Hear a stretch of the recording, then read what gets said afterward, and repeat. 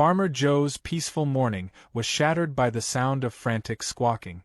At first, he thought it was just the usual morning clamor of his hens, but then came the unmistakable, ear-splitting shriek of a human voice. "Oh my goodness! What have they done to you?" Joe nearly dropped his coffee. He turned his head towards the chicken coop, and there she was, Karen. The woman who had moved into town just a month ago, bringing with her an attitude of self-importance and an unshakable belief that she knew everything about everything, including farming. She was standing by the coop, one hand over her chest in theatrical horror, while the other gestured wildly at the hens inside. Joe sighed, setting his coffee down and heading toward the ruckus. He'd dealt with his fair share of nosy folks, but Karen had quickly become the most exhausting. "These poor birds," she gasped as Joe approached. "They're trapped. They're suffering. Look at them, pacing back and forth like prisoners. This is animal cruelty." Joe rubbed his temple, already regretting stepping outside. "Ma'am, those chickens are fine. They got food, water, and a warm place to sleep. They ain't pacing, they're just chickens. Peckin' around like they always do." Karen was undeterred. She folded her arms, tilting her chin up. Chickens deserve to be free. They should be running around, exploring nature, not locked up in this chicken jail. Joe exhaled sharply. "Ma'am, do you know what happens to free-roaming chickens? Coyotes, hawks, foxes. If they don't get locked up at night, they don't wake up in the morning." Karen scoffed. "That's ridiculous. Nature is kind. Animals belong in their natural environment, not behind bars like criminals." Joe bit his tongue, resisting the urge to point out that nature was exactly what would eat them alive. Instead, he tipped his hat back and spoke as calmly as he could. "I've been raisin' chickens longer than you've been complainin' about 'em, ma'am.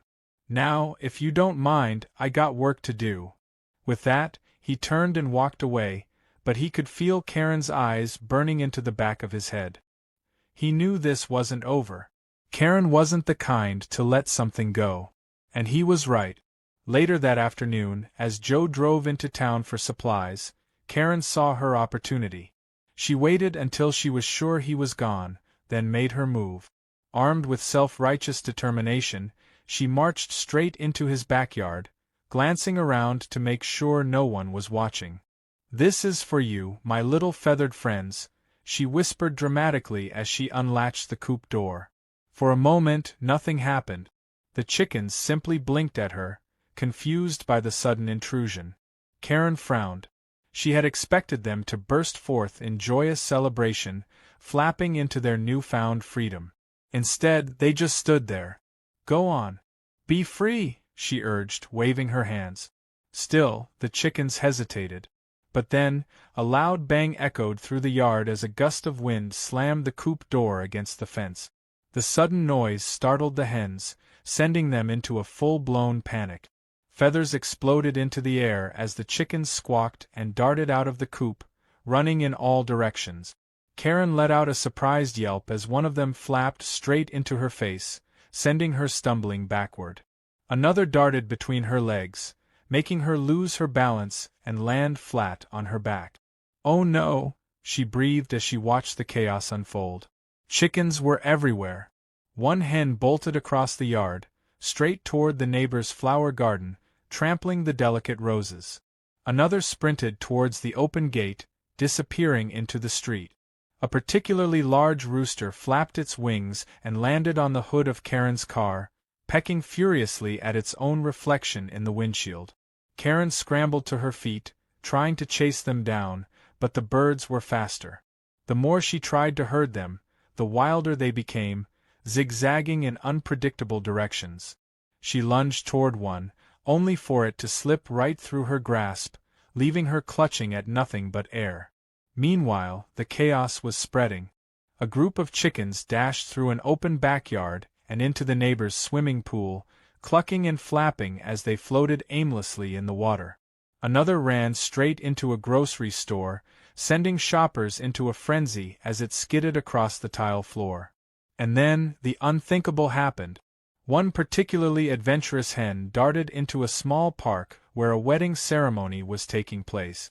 The bride, dressed in an elegant white gown, let out a horrified shriek as the chicken launched itself into the wedding cake, splattering frosting and decorations everywhere. By the time Farmer Joe returned, he was greeted by the sight of his entire flock running rampant through the neighborhood. Feathers littered the streets, people were yelling, and at least 3 chickens were perched on top of a police car, pecking at the flashing lights. Joe's jaw clenched as he took in the absolute disaster. He already knew who was responsible. Just as he was about to march over to confront Karen, his phone buzzed with a notification. Opening it, he saw a social media video, posted by Karen herself. Chicken Liberation Day. Chicken Sparkles, the caption read. The video showed Karen opening the coop, arms spread wide like some kind of farm animal messiah. "These poor, imprisoned birds are free at last," she declared triumphantly. Joe groaned, rubbing his face. "Oh, for crying out loud." Before he could say another word, the sheriff's deputy pulled up, stepping out of his cruiser. The man took one look at the situation, the escaped chickens, the panicked townsfolk, the feathery destruction, and let out a long sigh. "Joe," he said, crossing his arms, "what in the world happened here?" Joe tipped his hat back and jerked his thumb towards Karen, who was currently trying to coax a rooster off the top of her car. "Ask her," he said flatly. The deputy followed Joe's gaze, watching as Karen squealed and ducked when the rooster suddenly flapped into her hair.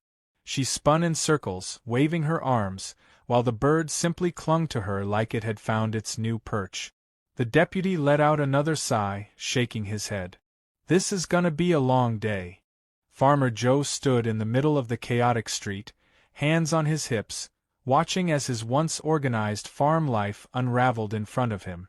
Chickens were everywhere, clucking and flapping, invading places they had no business being. Henrietta, his prized hen, had somehow managed to climb onto the mayor's car and was now pecking aggressively at the antenna as if she were trying to send a message to space.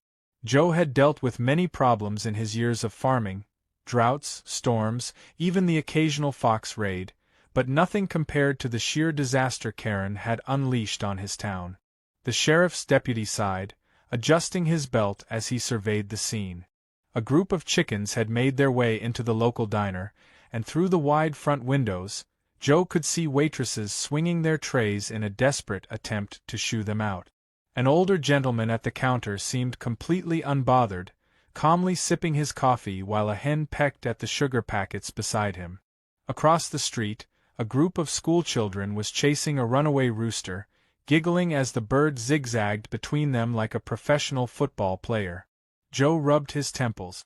He knew there was only one way to fix this mess. He needed to round up his chickens before they caused even more destruction. He turned to the deputy, who was already shaking his head. "I don't suppose you got a plan for this?" the deputy asked. Joe exhaled. "Same plan I always use when something goes wrong on the farm. Hard work, a little patience, and probably a lot of cursing under my breath."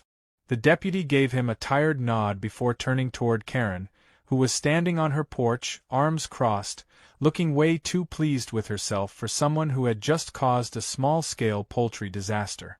"I don't see what the problem is," Karen called out. "This is what chickens were meant for. To be free. They're enjoying themselves." Joe turned slowly, his eye twitching. "Karen, do you have any idea how much damage you just caused?" Karen huffed. "Oh please. They're just chickens. It's not like they're destroying the town." As if on cue, a loud crash echoed from the bakery down the street. A moment later, a baker ran out, covered in flour, waving a rolling pin in the air as 2 hens scurried past him with their beaks full of stolen bread rolls. Joe gave Karen a long, unimpressed stare. Karen cleared her throat and looked away. "Well, I mean, maybe a little damage." Joe turned back to the deputy. "I need to get my birds back." The deputy nodded. "You need help." Joe glanced around at the complete anarchy. "Oh yeah." Within minutes, Operation Chicken Roundup was underway. Joe, his farmhand Billy, and a handful of townsfolk who either found the whole thing hilarious or just wanted their yards back were armed with nets, feed buckets, and a healthy dose of determination. It should have been simple. It should have been an easy job. It wasn't. Joe started with the ones closest to the farm. He crouched down, shaking a small bucket of grain, using his best "trust me, I'm your farmer" voice. "Come on, girls. Time to head home." The nearest hen stopped, tilted her head, and blinked at him. For a brief moment Joe thought it was working. Then she turned and bolted. Like a switch had flipped, every chicken in sight went into full survival mode. Instead of coming toward the food, they scattered in every direction, sending feathers into the air like a busted pillow. Billy dove toward one, missed completely, and landed face first in the dirt. Joe groaned. This is gonna take all day. Down by the lake, a group of chickens had gathered at the water's edge, pecking at their reflections. A few brave ones had even waded in, floating like tiny, confused ducks.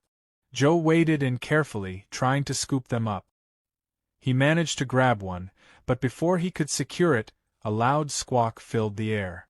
A fox had appeared at the tree-line. Joe's stomach dropped. He knew this was exactly why the coop existed in the first place. If he didn't act fast, the fox would turn his feathered escapees into lunch. He let out a sharp whistle, catching Billy's attention. "Get the others over here, now," Joe barked. Billy took off running, grabbing the deputy along the way. Joe flung his arms, shouting at the fox, trying to scare it away before it could make a move. The fox hesitated, eyes darting between Joe and the easy meal before it. For a tense moment, everything felt still, like a standoff in an old western. Then the fox lunged. Joe moved faster. He dove forward, startling the chickens into motion. Instead of standing frozen, they all took off at once, some into the water, some into Joe's arms, and a few straight into Billy, knocking him backward. The fox, realizing it had lost its chance, slinked away, disappearing back into the trees. Joe let out a breath of relief. "That was too close," he muttered. But the trouble wasn't over.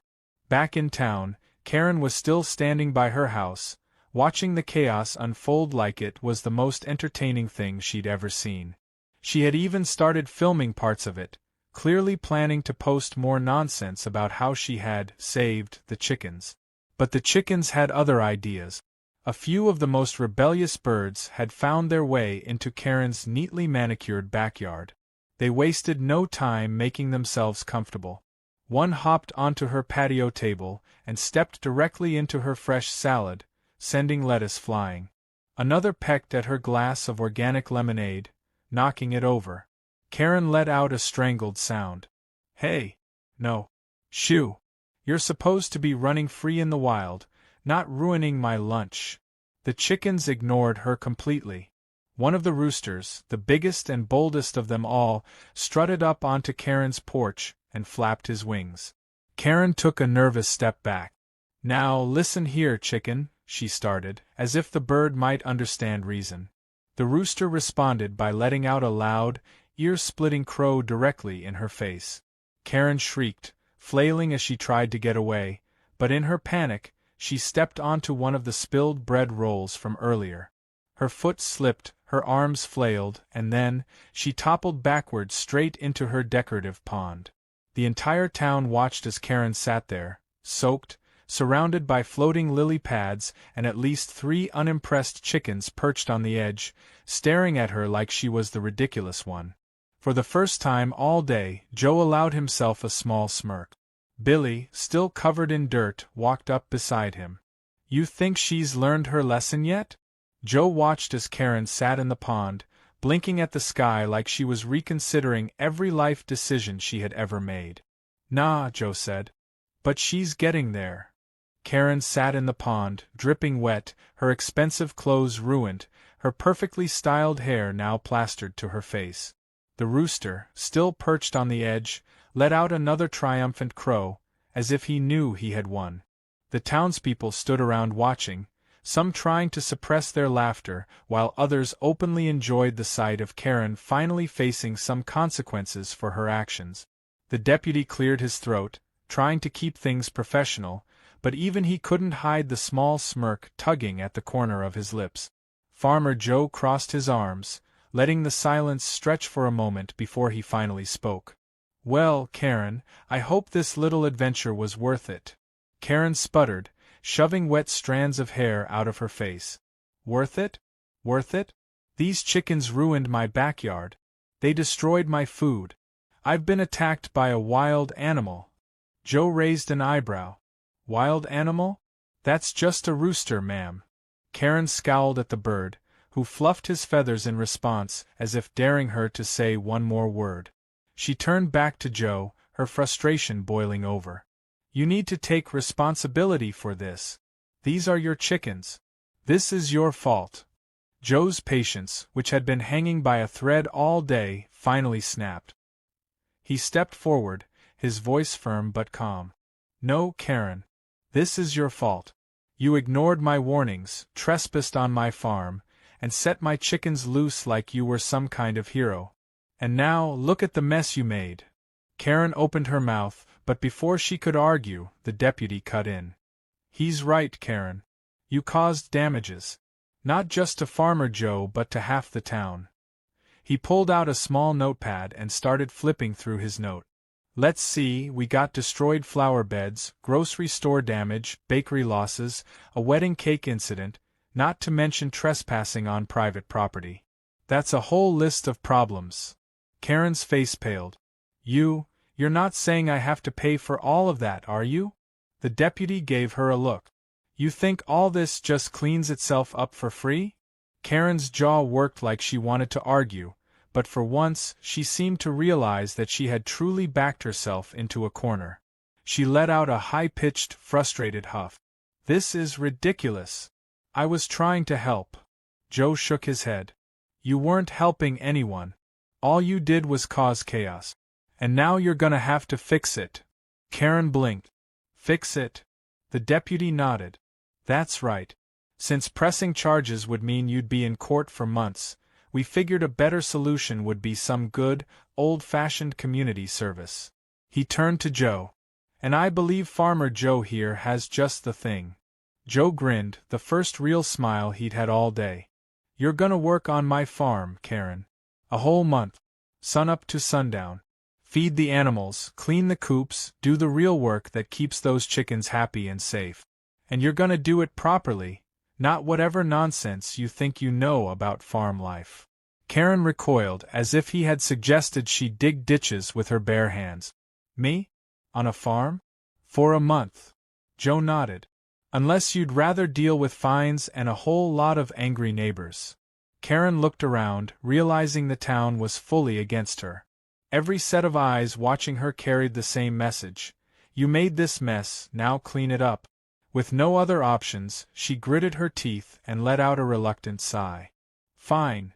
The next morning, Karen's city slicker lifestyle ended in dramatic fashion. Dressed in borrowed farm clothes that didn't match and wearing a pair of oversized boots that clomped with every step, she stood in Joe's yard, arms crossed, clearly miserable. Joe handed her a bucket of feed. "First job's simple. Feed the chickens." Karen sniffed. "I think I can handle that." She walked into the coop, tossing handfuls of feed onto the ground. Immediately, the chickens swarmed her, pecking and flapping their wings. One particularly bold hen hopped up onto her shoulder, making her shriek and spin in circles. Joe leaned against the fence, watching with amusement. "Gotta be careful. They ain't scared of you." Karen waved her arms, trying to shake the hen off. "They're attacking me." Joe chuckled. "Nah, they just know when someone doesn't belong." For the next several days, Karen learned the hard way that farm work wasn't just about looking at cute animals and pretending to be in charge. She woke up before dawn, dragging herself to the coop with bags under her eyes, barely awake as she shoveled out old bedding and replaced it with fresh straw. She had to scrub water troughs, gather eggs, and chase down the more rebellious hens who seemed to take great joy in outrunning her. The worst part, though, was the rooster. From the moment she arrived, he had made it his personal mission to make her life miserable. Every morning, as she stepped into the coop, he would puff up his chest, let out a menacing crow, and charge at her feet. Karen spent more time running from him than actually working. By the end of the first week, she was exhausted. Covered in dirt, sweat, and more than a few feathers, she slumped against the barn wall, staring at the sky in defeat. Joe walked over, sipping his coffee. Tired? Karen let out a groan. I don't understand how you do this every day. Joe smirked. It's called hard work. Karen shook her head. I thought I was doing the right thing. I really believed they needed to be free. Joe sat down on a bale of hay. A lot of people think they know what's best without actually understanding what they're talking about. Chickens might like to roam, but they need protection. The coop ain't a prison, it's a home. Karen was quiet for a long moment. She hated to admit it, but she was starting to see what he meant. The chickens she had set free had nearly been eaten, had no idea how to survive on their own, and had been nothing but panicked the entire time they were loose. Maybe, just maybe, she had been wrong. At the end of the month, Karen stood in front of Joe, handing back the farm clothes she had borrowed. She looked different, less stiff, a little more humble. The rooster still gave her the occasional stink eye, but she had learned to dodge him. Joe took the clothes, nodding. Well, I gotta say, you did better than I expected. Karen crossed her arms. Does that mean I'm free to go? Joe smirked. You were always free, Karen. You just had to put in the work. Karen glanced at the chickens, who were pecking happily in their enclosure, safe and content. She sighed. Maybe the coop isn't so bad after all. Joe chuckled. That's about as close to an apology as I'm gonna get, huh? Karen huffed but didn't argue. She turned to leave, but as she reached her car, a loud flapping noise made her freeze. Slowly, she turned around. Henrietta had somehow made her way onto the roof of the car, staring at her with unblinking chicken judgment. Before Karen could react, the hen let out an ear-splitting squawk. Karen yelped and ran, sprinting away from the car like the bird was a demon. Joe laughed, tipping his hat. See you around, Karen. Karen didn't answer. She was already halfway down the road.